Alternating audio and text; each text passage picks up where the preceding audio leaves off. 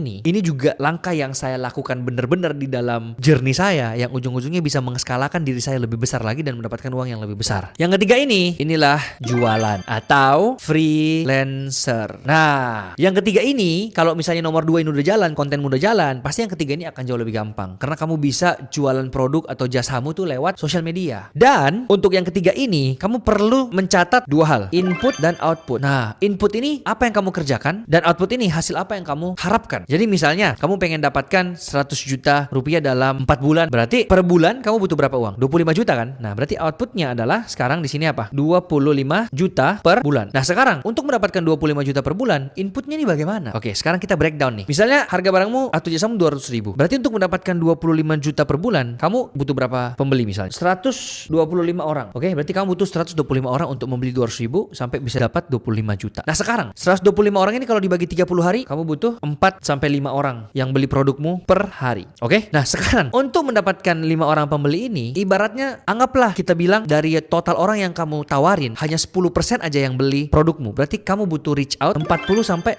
orang per hari, ya kan? Yang kamu tawarin. Entah caranya gimana ya, mau lewat sosmed, mau lewat telepon, mau lewat email, apapun caranya. Ya, tawari temenmu misalnya, 40-5 orang sehari. Dan dari 40-50 orang sehari ini, kita berharap 10% beli barangmu. Berarti 4-5 orang beli. Ya udah, berarti tinggal dikalikan aja 30 hari. Berarti berapa? 1.200 sampai 1.500 orang per bulan. Udah, berarti kamu cukup nawarin 1.200 sampai 1.500 orang per bulan dan kamu akan bisa mendapatkan 25 juta per bulan dan nanti dalam 4 bulan kamu udah dapatkan 100 juta pertamamu. Itu dari jualan dan freelancer.